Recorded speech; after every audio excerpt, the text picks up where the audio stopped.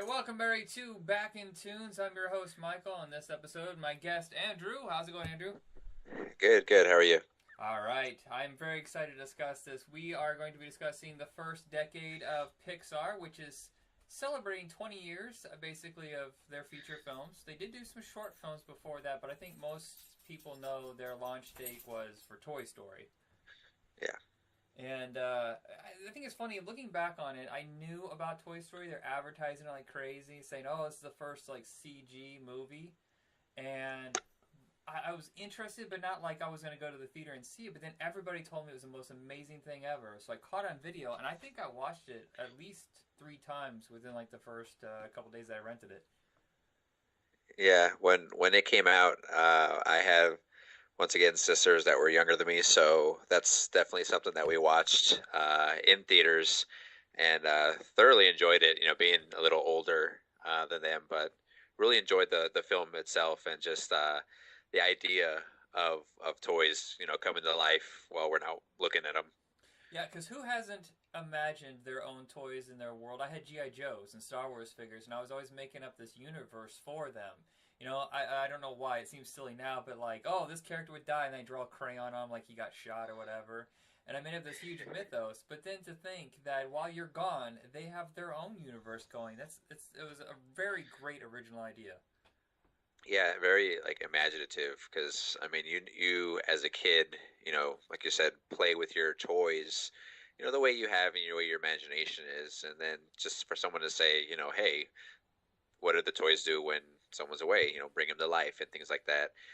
It also kind of can get a little scary thinking about things like that. I know that there's a lot of those horror movies Oh like yeah. Dolls and stuff that about killer toys and stuff, but so I mean, it was just a very unique movie tailored to a younger generation. Do you remember there was Teddy Ruxpin? Oh yeah, I had one. I had a Teddy Ruxpin. Those are creepy to me. My buddy, it was my buddy, my kid's sister, and Teddy Ruxpin. They're all kind of automated, and it just creeped me the hell out. Yeah, we had I had one when I was a kid. He only had one book, and that's the only book he read. Um, and you can hear obviously when like some of the little animatronics are going off, you can hear those movements. And I swear a couple times when I was laying down to go to sleep, I heard a couple of those movements without it That's really horrifying. being on. So I those I wouldn't be able to deal with that. I'd be like, "You're getting rid of it now," and I no, just throw it away. The I remember the thing about him too is kind of funny is he kind of looks soft and cuddly, but he was hard, like as hard as a rock Oh when yeah, you because go his to whole touch him. core is hard plastic, right? Yeah, yeah, Yeah, the funny thing about Toy Story is that they actually licensed a few real toys. I remember the Slinky Dog being like, "What?" Uh, there's a couple others, right? Was there Mr. Potato Head? Mr. Potato Head, yeah, was in there.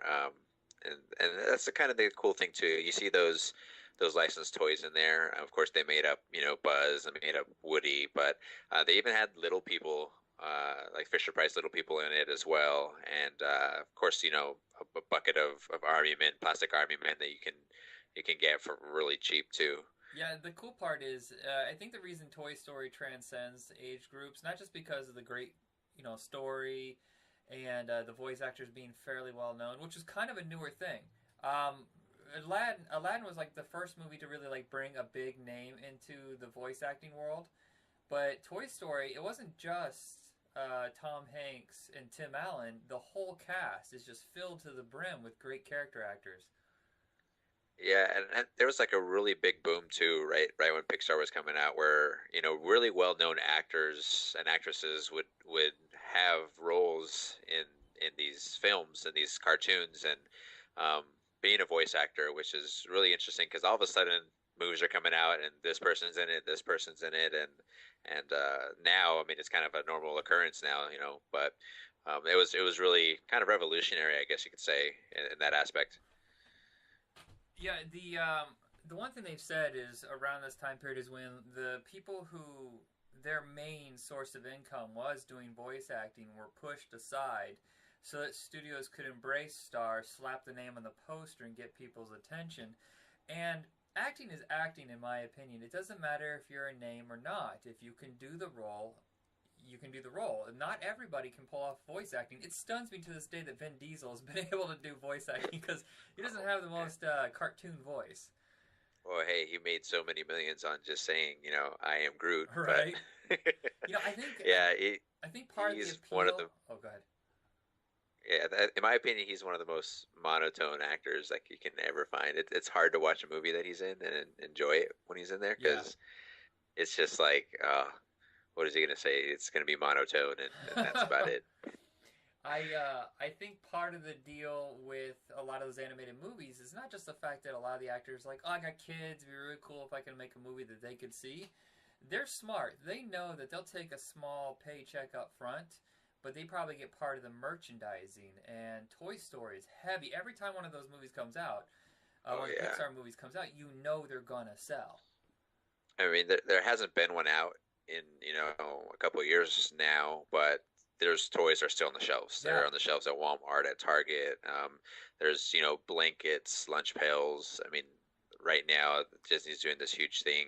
I forget what they're called, but they're little like they kind of look like pillow pets. But I mean, there's Toy Story characters as those little stuffed little circle things that they have out right now. So that thing is just you know, going through all the generations, transcending the relativity of it being a movie out and just become a constant thing now and on shelves.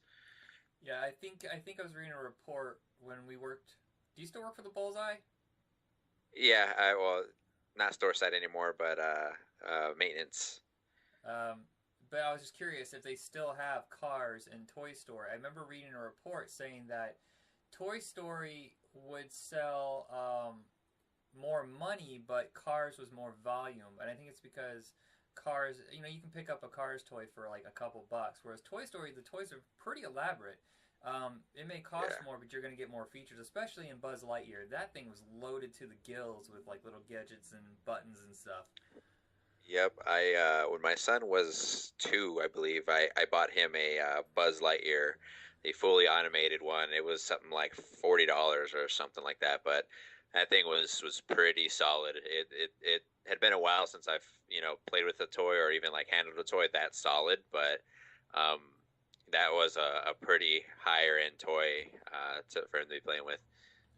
Oh, I just realized I got off track earlier. I was going to say that the movie crossed generations, and I think it's also because the toys are archetypes for the most part. Yes, there are a few toys that are licensed, but everybody knows what a cowboy is. Everybody knows what a spaceman is. Yeah. There's is it legitimately Barbie or is it a Barbie type? I can't remember. I believe it is Barbie. I remember, I think in like the second movie, um, she like jumps in the car and hey, I'm Oh tour guide yeah, Barbie. So that's right. I'm pretty sure it was Barbie. Yeah. And I think it's funny that the Martian toys are the ones Oh, that those are they really huge. broke out. They were just in a very small part of the first movie, but something about them was so appealing. And it's they only have like two lines in that first movie, I think. Yeah. Like when they go and to that pizza planet, and it's probably just a creation of some of the people doing the effects there, but there's a whole claw machine of them, and those things just took off. I mean, again, you put those things right next to a Woody, and people are buying them up just as much. Yeah. The great part is that Pixar, most animation studios kind of stumble in the beginning. The first few hits are usually either too expensive and it does some damage, or it's not critically well received. It's just amazing how Pixar, first movie out of the gate, absolutely fantastic, does great box office, and I think it only cost $30 million. And I not just because Pixar had quality control, I think it was time for animation to move on. There were no musical numbers, but there were songs that you could remember that Randy Newman did. Yeah, And, uh, those songs become ingrained in your right. head, just fused in your head. And I mean, who doesn't know the words to "You Got a Friend of Me"? By now, it's there permanently. Yeah, it was like a response to Disney's overloaded. I think at that time, after Lion King, was it Pocahontas and Hunchback? Very, very expensive movies, but they didn't really get the audience attention nor the critics behind them. And I think Pixar really struck the right note at the right time. And it's just different. I mean, you're going from hand drawn animation to something that's a computer generated image that gives you those 3D round effects and just a different look at the time that was really a refresher for a lot of people. Yeah, I'm kind of bummed that 2D animation and 3D can't share the same limelight at the box office. I couldn't tell you the last time I saw a three or a two-dimensional movie. It just seems like now it's all relegated to television. I kind of miss it because there's certain things that are still really hard to capture with 3D. Yeah, yeah, it's you got those crazy movies. If I can think of as far as 2D animation that are my favorites, like Rockabilly and things like that, Fievel. You really don't see those too often at all, I have a movie weird wise. affection for Anastasia. Anastasia. Yeah, the animation on it is just so gorgeous. And yes, I know it's kind of a girls' movie, but I still find it pretty entertaining. Nobody ever goes around going, "Yeah, man, I love Anastasia." And they're like, "I'm sorry, what did you say?" Dirty Dozen. I love the Dirty Dozen. Gotta go. Yeah. So the things that really worked in Toy Story, they tried to bring over to Bugs Life. Randy Newman doing a song. They picked bugs and toys are easy to do in 3D animation without looking fake. And they picked a really solid cast, filled with character actors, Julie Louis-Dreyfus, Dave Foley, uh, Kevin Spacey, But for some reason, that movie is the one Pixar movie that seems to be forgotten. Yeah, it's an earlier movie, like the second one, like you said, and I mean I remember watching it and not being like fully as a younger as excited for that one as a toy one. I mean it is a whole different world. It's not toys, especially toys that you can familiarize yourself with. It's in Toy Story you have um, Mr. Potato Head and those licensed things that you kind of grew up with, and Bugs Life's totally original characters, with their own different personalities that are some things that you don't not get used to. You're not used to, so um, it's probably harder for the audience to get emotionally invested in some of those characters. Yeah, I'll say the first movie they did was kind of whimsical. It is funny.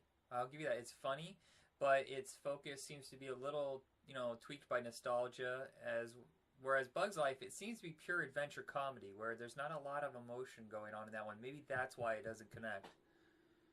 Yeah, and I mean from that, they took it more as a journey of the main character, the ant, kind of a self discovery journey as well. So um, as opposed to Toy Story, when it's kind of a cowboy versus alien, kind of age old, Yeah. sometimes story that is really entertaining right off the bat, and a journey of self discovery. Maybe not so much with the youngins, Well, I the little think younglings. Yeah, I think the thing that hooks you in with Toy Story, all three of them, is being replaced by something new. Nobody wants to be replaced. Either I've seen kids freak out over the fact that they're getting a new sibling, or the girl you're dating breaks up with you for someone new, or you get fired or demoted for someone fresher and younger. And I think a lot of people can really connect to that. Whereas Bugs Life, it is just it's kind of it's basically the plot of the Magnificent Seven. If you take the plot of the Magnificent Seven and put it in a Bugs world, that's that movie. So that's not that fresh. Whereas Toy Story was a whole new concept. The uh, the other thing probably hurting it is Ants came out I think like 6 weeks before it. Yeah, and I was about to say, yeah, like those two movies I get confused with sometimes. It's like, I think we were talking about it when we were talking about talking, doing this today. I think I said something along the lines of, yeah, like working for the man, but that was actually Yeah. ants, where the main character is a worker ant trying to be more than just a worker ant. Yeah, I think a lot of those movies where it always seems to happen. Like once every couple years, there's two movies that are very similar that come out really close to each other, and either one's massive and the other one's a complete flop, or they both kind of do okay. And I think that's what happened with Ants and Bugs Life. There was just enough interest to keep it going, but nothing like years down the road you're like, oh man, Bugs Life is one of my favorite movies. You usually find yourself going, oh yeah, Bugs Life. Yeah, I Yeah, don't remember that one. Let's watch that again. That's the best you usually get. yeah, and I mean from ants, honestly, the like basic plot I can remember, but I think Sylvester Stallone was an actor, a voice actor on that He as was. well. Yeah, and that just goes to show you, the big time celebrities doing voices, and as anybody can kind of imagine, Sylvester Stallone doing the voice acting is, Leave a lot to be leaves. desired. Yeah, exactly. Yeah. And so Bug's Life was still somewhat of a success. It kept them going, and then it was Monsters Incorporated that kind of brought them back up to Toy Story level. But for me, that's one of my least favorite. I don't know. I haven't even bothered to see the sequel because the first one just never resonated with me. But I know it's huge with most of the fans of Pixar. Yeah, my brother was maybe 4 or 5 at the time, and so that was a movie I definitely owned, and we put on for him those countless nights before he was going to sleep, and that was a Did little that help? different. Did that help him sleep, or did that cause problems? Because I mean, the whole movie's kind of about monsters under the bed. I it probably helped him. I mean, usually when you have kids, they kind of want to sit down and lay down and watch a movie before they go to sleep, and that one was one that he requested many a time. So, Oh, okay. little bit of irony there, but it was a lot different. Like another imaginative movie on its own. What monsters have their own world, their own dimension, and kind of those adventures that they go. They're normal people, but they it's just a job. Scaring kids is just a job. Yeah, and I think a lot of people can connect to that. To just like, oh, well, I gotta do it. I gotta pay the bills. It's just something I gotta do. There Yeah. is one movie though that kind of touched upon that subject about it. I think 12 years earlier, called Little Monsters with Fred Savage, but it was a lot Yeah. more vicious and a lot lower Yeah. quality than Monsters Inc. Yeah, not as polished. No, and I think I think the character design on everything. This is the first time they kind of go with organic, and it looks really good. The fur. I remember them talking about how difficult it was to make. Is it Sully, the one that's the big bad Yeah. guy? Trying to make him look realistic as he moved, that the fur would move properly. And fur, water, eyes, and skin, I think, were the four things that were the most difficult at that time. They're still difficult today. I still see a lot of special effects when it comes to humans that doesn't look right. Yeah, I think I was really impressed with what they did with the character Randall and how he was kind of like a lizard type monster that would camouflage and pretty much go invisible. And just seeing like his skin in some scenes is really amazing. And then to touch on the Sully for when they're in the snow and Mike hits him with a snowball. It's like right on. It's amazing to see that animation and how there's little particles of the snow left in the fur, and it's really impressive. The cast is also really good. Billy Crystal, John Goodman play very well off each other, and Steve Buscemi is the villain, Yes, I think, if I remember correctly. yes. Steve Buscemi is Randall, that character, which Steve Buscemi is one of my all-time favorite actors. So it's really cool to see someone like that in there doing a voice acting. Yeah, some people seem like they're born for it because they have a control over their voice that a lot of people don't have. Like you were saying, Vin Diesel seems to have nothing going on behind his voice at all. Great actors utilize every single tool that they have, and people who can master screen acting and voice acting, that impresses me. And not a lot of people can conquer that. Yeah, yeah. There's people. I mean, you hear of people like Mark Hamill who does both, and it's crazy to think like there's no way that's Mark Hamill. I know he did. He was of course a Joker, voice of the Joker, and some of the older Batman cartoons, and it's like this guy was Luke Skywalker. There's no way that that voice can come out of him, Well, have and you ever seen the episode of The Flash that he was on? Like the old Flash? no, He played the trickster, and he plays kind of a lunatic, and he does all these like toy oriented pranks. And I guess the voice actor director on the Batman series had heard it, and they're like, well, why don't we try him out for the Joker? And he brought that kind of lunacy, but he completely changes the voice. Whenever, yeah, for people who listen to the show for the last four episodes, me and Jacob, my regular co-host, we have been doing sketches between episode discussions, and then we'll throw one on at the end. And every time I listen to it, I can still tell it's me. When someone can completely hide that it's them, that is the most difficult thing because it's like you gotta manipulate your throat in order to do it. Yeah, and the cool thing too is, like I said, he did the Joker. He's on a more recent show that's on Cartoon Network called what am I drawing a blank here? Um, he's a character on the show. He's an ape named Skips. Regular show. There we go. Oh, okay. And once again, I mean, you cannot tell it's him. Only reason why I knew it was him because you look up things, you look up information on the show, and what Mark Hamill's a character on here. It's really crazy. Well, I think part of it with him was that he got hurt so bad in a car accident right after, no, right before Empire started shooting. That I mean, you get kind of caught up with stardom. Him being Luke Skywalker, he's probably only ever going to be remembered for Skywalker. And then you Yeah. top that with the fact that his face was kind of messed up and it'd be harder to get roles. I think that's why he started focusing on doing stage and voice acting. Hmm. Kind of off on a tangent there, but after I love tangents. See, I always apologize for tangents, but if you listen to any of the great podcasts, they just go where the conversation goes. I gotta stop Yeah. apologizing. It's been like 2 years of me going, I'm sorry.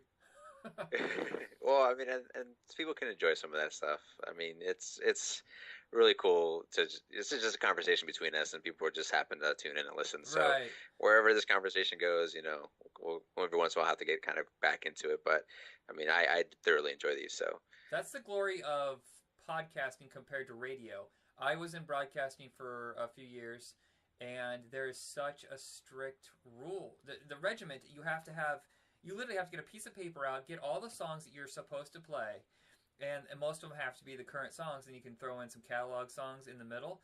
And you have to do the math, time it out exactly for the commercial or the PSA, and then at the top of the hour, you better not have any time left over because then you have to fit in your the announcement for the weather, the station, your number, like 94.7. You have to do that within the first 5 minutes of the next hour too. And it just killed it for me because you have to stop everything. You have to wrap it up so tightly that I just lost interest. And the podcasting has definitely brought me back into. I guess it's still technically considered some sort of radio, but I don't need an FCC to tell me what to do. yeah, So back to the subject. Monsters Inc., of course, being a huge hit, but it was the next movie, Finding Nemo, that would get them to their highest box office, highest critical ratings. Wait, I skipped a movie. I just realized I skipped Toy Story 2. yeah. Then we talked about it a little bit, and I think I brought it up in the Yeah, I guess we really don't conversation of need the to talk first one, about. Yeah, technically. it's so rare that there's a sequel that is as good or if better than the original. And Toy Story Yeah, 2, I think, is better than the original. I think the cool thing about Toy Story 2 is it's teaching kids that from the first one, these are two toys that didn't dislike each other and had to forcibly partner to go on and do I guess coexist, you could say, and do it in a good manner. In Toy Story 2, one of them gets kidnapped, quote unquote, or Yeah, taken, and you know lo and behold, it's the guy that didn't like him at first, or they had uh, differences, and they were kind of against each other, and he's the one leading the charge to go and find him and bring him back. So I think that's pretty cool. It's a really good lesson for young kids. I know that my best friend, he's told me and made it very open to people. When we first met, he hated me, and now we're best friends. So um, it's kind of a cool little lesson there in that.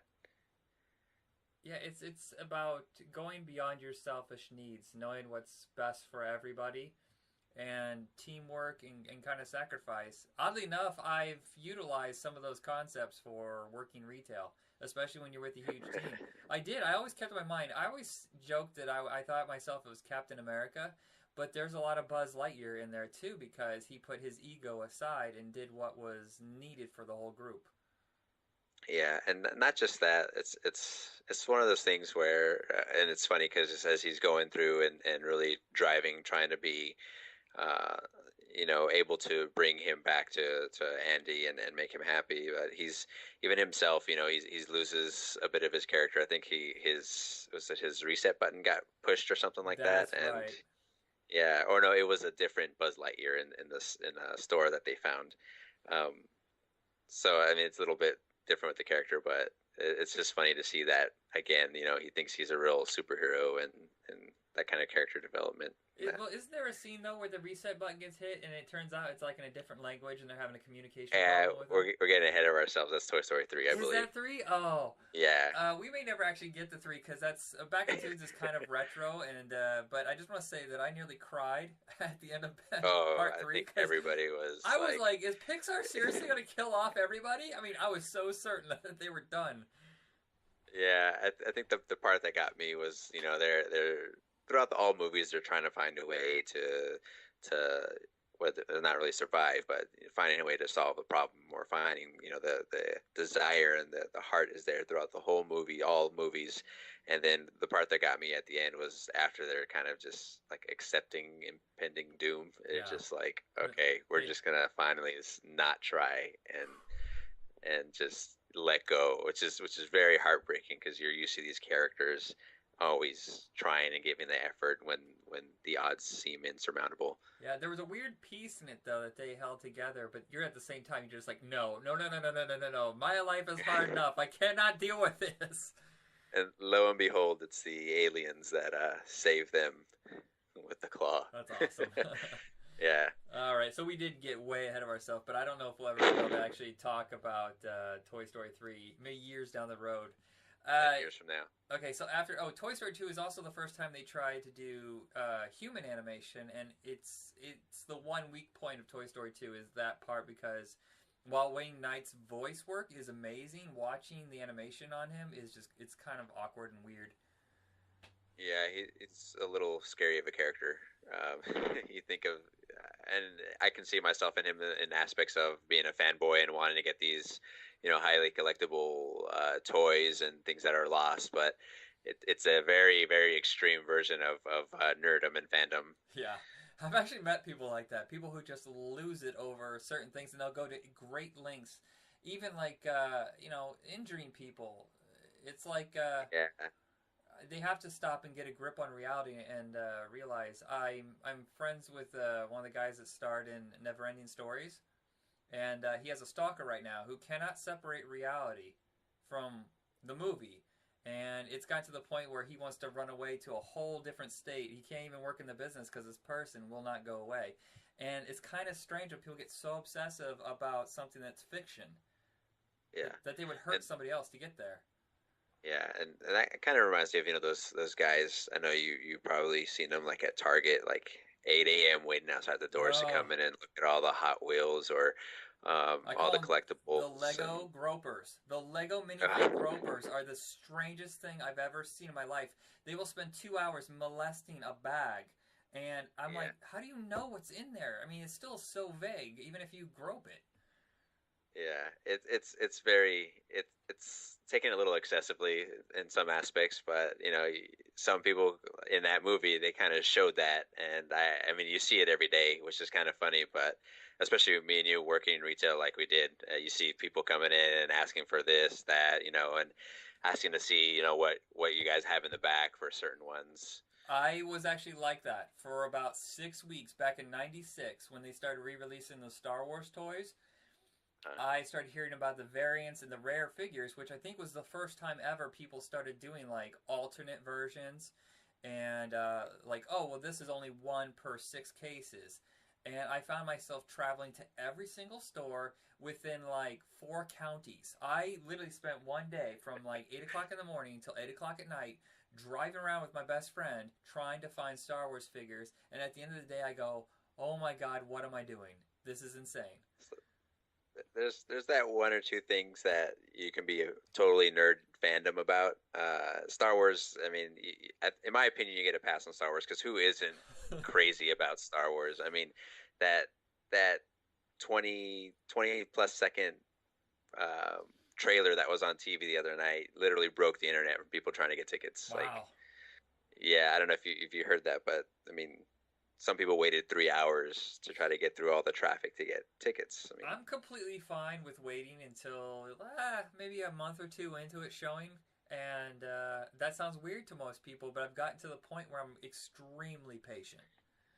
Yeah, and some in some aspects, patience, kind of pays off. You don't have to worry about all the people making noise while you're trying to enjoy the film, and just packed, theaters. You're getting settling for a corner seat rather than something right up middle. Yeah, I only once did I ever like.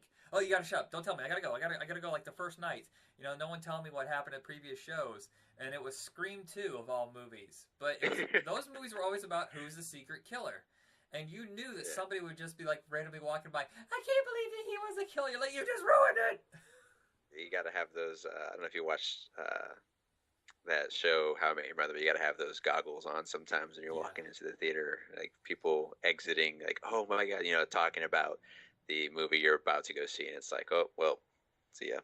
yeah. Speaking of hotly anticipated sequels, we're going to have Finding Dory popping up soon, which is a sequel to Finding Nemo, which earlier I had tried to bring up, then I realized I was completely out of order. So, Finding Nemo! Yeah, back at it. I almost think that this is the most loved Pixar movie. I don't think I've Oh ever. My mom used to babysit a lot. I don't think I've seen a movie replayed more in the house than that one film. yeah, and it's about fish. Something that normally, and I mean, not sorry for all you fish connoisseurs out there, but fish aren't too exciting. When you're watching them, if you have them in a tank, if you go to an aquarium, it's like, oh, cool, fish. People go to aquariums for sharks, octopuses, some other things, but to take fish and have them have a life and have a very exciting story is awesome.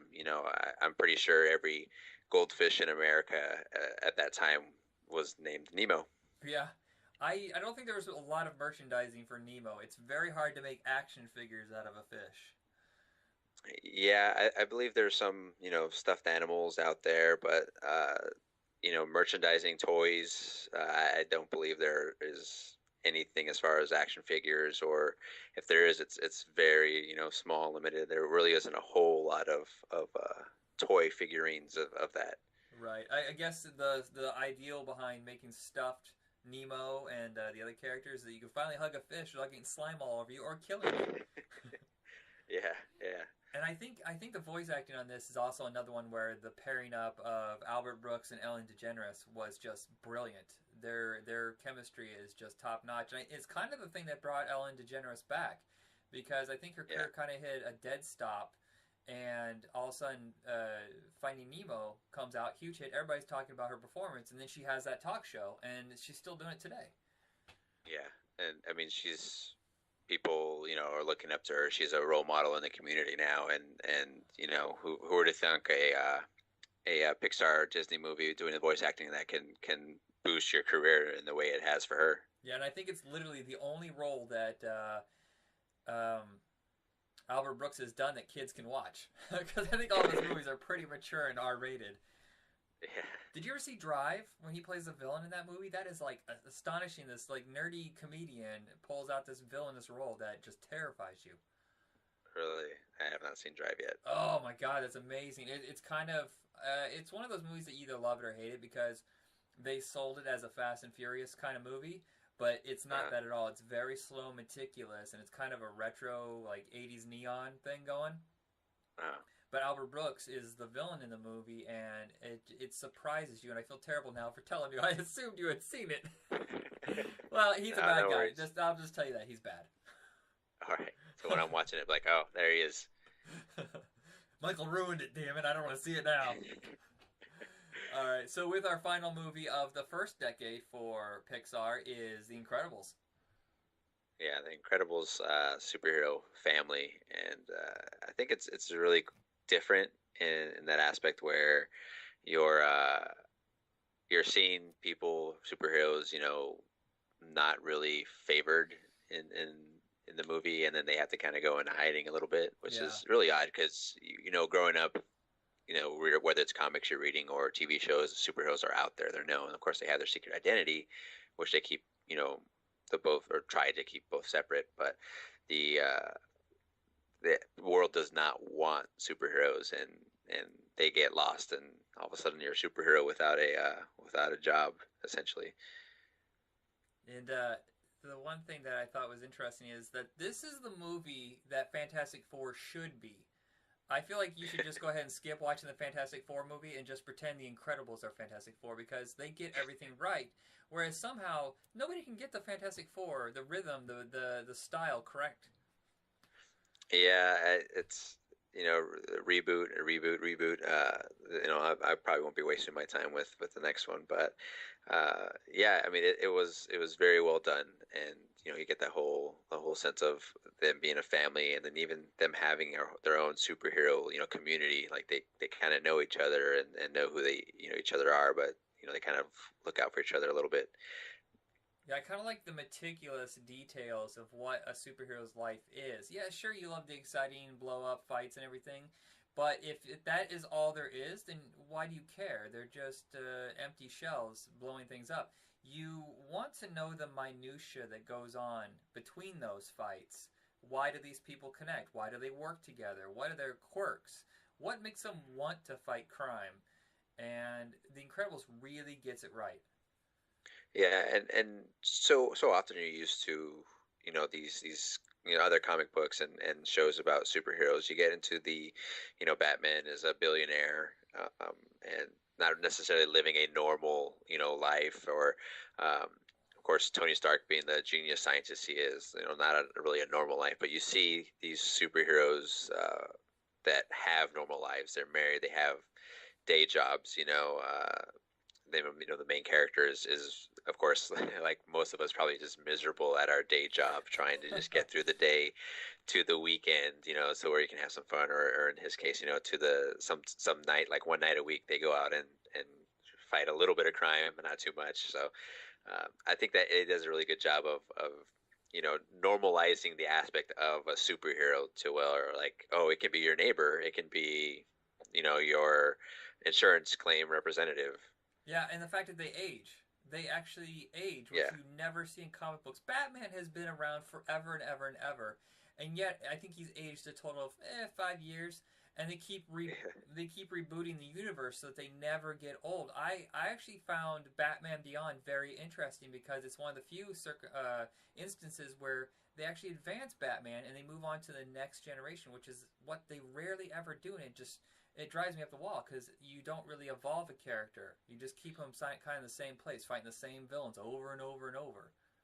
Yeah, they recently did a full length feature film that coincided with the Batman movies. I don't know if you remember. It's an animated Batman movie, but he's older, like he's like on his last legs, and Oh, we're talking he's about the Dark Knight severely hurt. Returns. Yeah, yeah, that Oh one. yeah, yeah. I read that comic when I was a kid. That was I think the first time anybody really First time, approached yeah, taking the characters beyond what like into the far flung future. yeah. And I hate it when I have something in my head. Oh, Brad Bird. Now, Brad Bird directed The Incredibles. Do you know, for the first year, I actually called it The Impossibles. It took someone finally looking at me going, why do you keep calling it The Impossibles? And I go, what is it called? The Incredibles. Oh, all right. Never mind. Sorry. Little different. Yeah, but Brad Bird had bombed with Iron Giant, which is still an absolutely magnificent movie, and I think it's finally Yeah. discovered its audience. But thankfully, his talent was finally, face front, very successful, and it's allowed him to go beyond animated movies. He did Ratatouille next, which I think is my favorite Pixar film. But now he's been doing he did Tomorrowland and one of the Mission Impossibles. He has an eye for really great characters and exciting action sequences. Hmm. And I Yeah. think okay, Oh, they have even in the story with the Incredibles, going off to an island and doing all these things. I thought was really cool, and some of the action sequences that you see through there, these robots, and of course, some crazy X fan trying to get revenge for um, some of his lost dreams as a child, because he couldn't be a superhero, he just made himself one, which kind of goes, once again into the realm of creepy, scary fanatics. But um, I thought it was done really well, for it being a animated movie, but yet having these explosions in here and there, and there's this monster taking over, trying to take over the city, and having those action sequences was really well done. The villain's played by Jason Lee, and I was kind of bummed to see that he didn't really embrace the voice acting world. He did do Underdog, but he did Underdog kind of as himself. I liked Yeah, his role in The Incredibles because he kind of changed his persona, and that's what I think was scary. Is because he was playing it like a hurt little boy that took it to the yeah, extreme.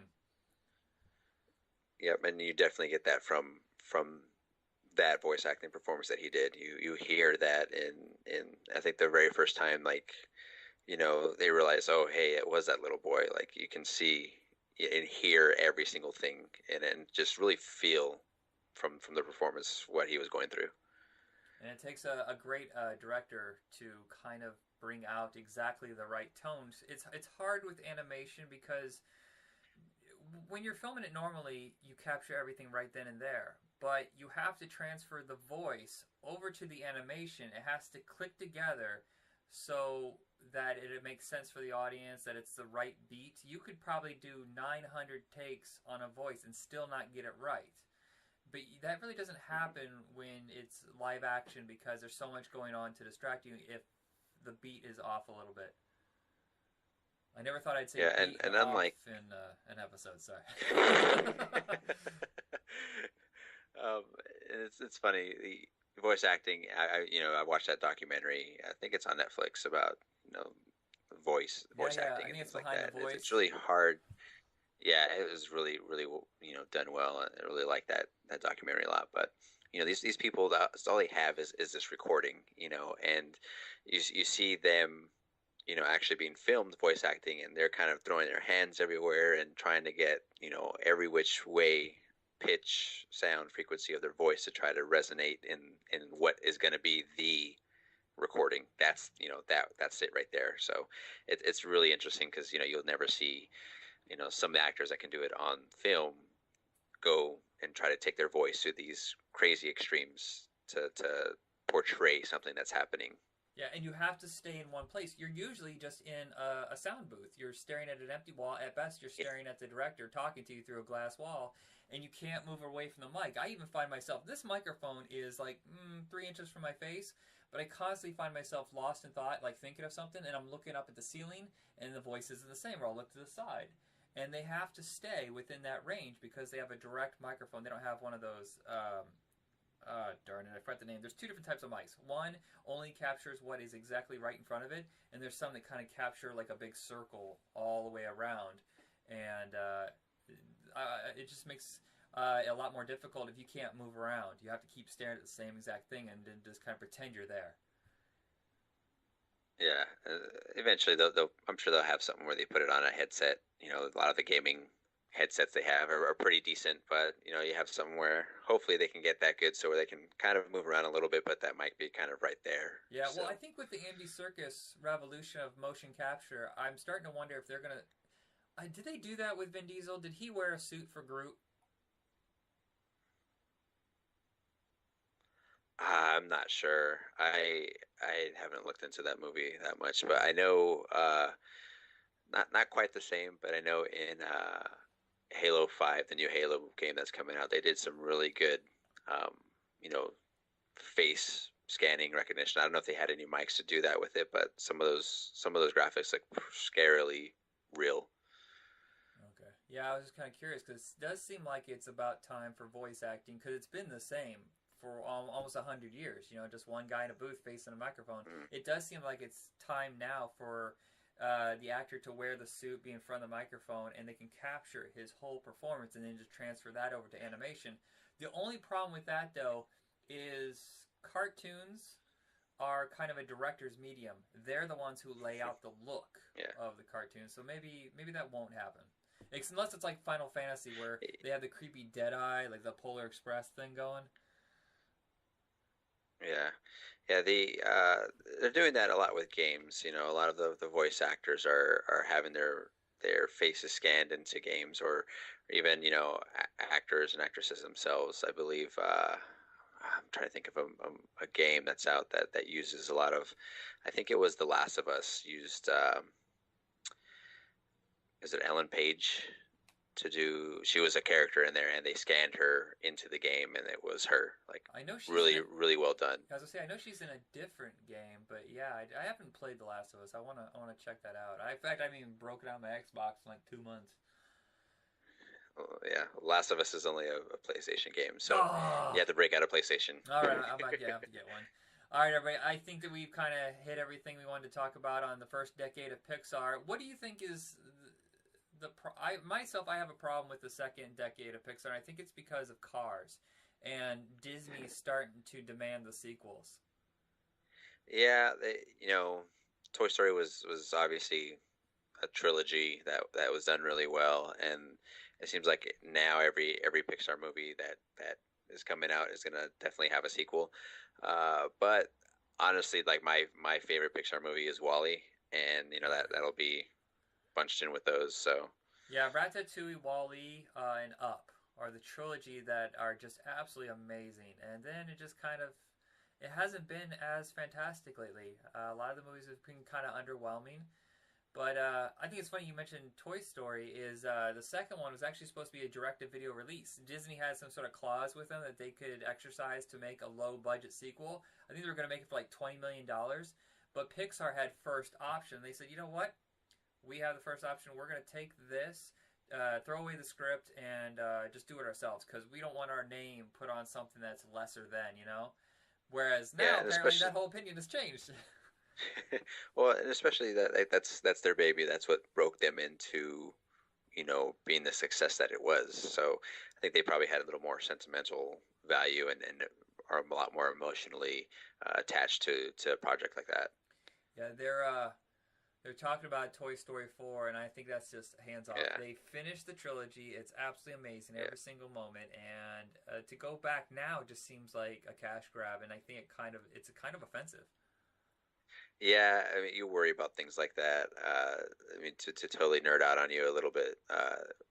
Bungie was the creator of Halo. I'm a huge Halo nerd, so they had their trilogy, Uh and huh. then they sold the rights to Halo to 343 Industries, which came out with Halo 4 and a couple of the other games that are coming out now. But it's like that's the original trilogy. Like it doesn't get better than that. These other games are decent games, but they go a little wonky with the story, a little crazy, and off on some other kind of weird tangents. And I mean, I can tell you, I probably won't be buying it until it's 39.99.